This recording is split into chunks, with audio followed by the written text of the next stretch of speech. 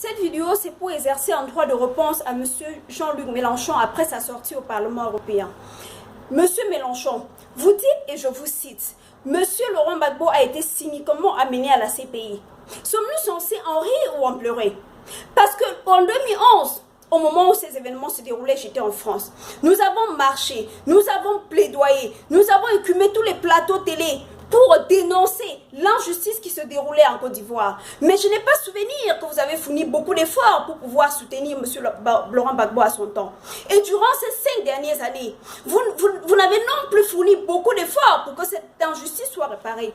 Maintenant que votre raison, votre conscience est revenue, pourquoi n'allez-vous pas à la CPI pour plaider pour la libération de M. Laurent Gbagbo? D'ailleurs, vous savez qui cyniquement l'a amené à la CPI? Pourquoi n'appelez-vous pas à son arrestation? Pourquoi n'appelez-vous pas à l'arrestation illico facto de M. Sarkozy? Et vous dites, vous ajoutez, vous réclamez aujourd'hui la libération de M. Laurent Gbagbo en échange de la tête de M. Ali Bongo. Un peu comme si la CPI, c'est finalement une cour qui a en permanence besoin d'un chef d'État africain dans ses murs. Un peu comme si il faut absolument que les dirigeants africains séjournent dans ces murs pour justifier son existence. Parce qu'entre-temps, les crimes, M. Sarkozy circule là librement, malgré tous les crimes qu'il a commis en Afrique, en Libye, en Côte d'Ivoire et j'en passe. Et d'ailleurs, parlant de la Libye, au Royaume-Uni, un rapport parlementaire établissait que M. Kadhafi a été injustement assassiné. Et les fondements sur lesquels on allait bombarder la Libye étaient fausses, étaient juste une simple excuse. Bref, vous venez aujourd'hui nous rappeler ce que nous disions déjà hier.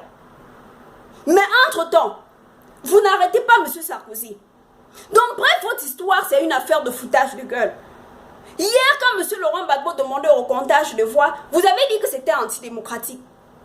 Aujourd'hui, bien que la constitution de ce pays ne l'interdisait pas, vous avez dit que c'était antidémocratique, il a perdu et c'est tout.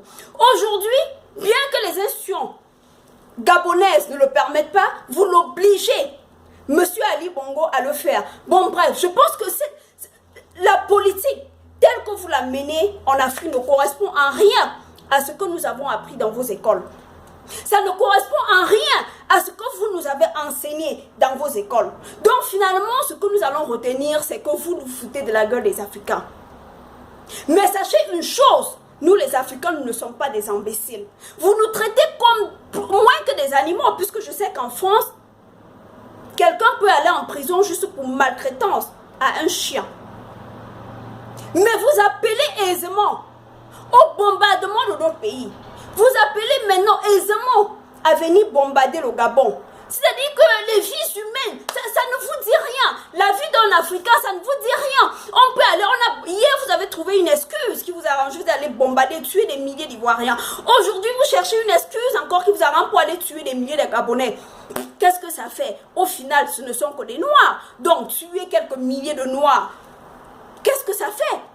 On peut lutter pour le droit des animaux, mais un Africain, in fine, ce n'est qu'un Africain. Nous avons compris, nos vies ne servent à rien, du moins pour vous. Mais pour nous, nos vies sont importantes. Et c'est pour ça que nous allons décider de prendre notre destin en main. J'interpelle donc ici le peuple africain de faire la pression sur tous les chefs d'État africains pour qu'enfin qu'ils signent un accord collectif qui exige la libération de le président M. Laurent Gbagbo.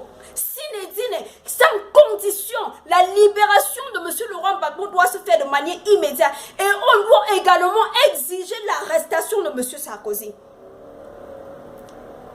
On en a marre de ce foutage de gueule, de cette manière de traiter les Africains comme si nous étions un genre une espèce, un genre de déchéture de la nature. Peuple africain, c'est à nous de prendre notre destin en main. Peuple africain, c'est à nous de nous battre contre cette injustice. Peuple africain, notre sort est entre nos mains. N'attendons personne pour venir nous libérer. Levons-nous comme un seul homme. Le vent de la révolution doit souffler du nord au sud et traverser allègrement tous les pays d'Afrique. Parce que nous avons les mêmes problèmes, nous pâtissons des mêmes douleurs. Et à un moment donné, il faut mettre un stop. L'Afrique a besoin de sa liberté. L'Afrique est une terre d'accueil. Nous avons besoin de tout le monde. Nous avons besoin de collaborer avec tout le monde. La France et d'autres pays. Mais d'égal à égal. Nous voulons nous asseoir autour d'une table avec la France, discuter, mais comme des partenaires. Et non comme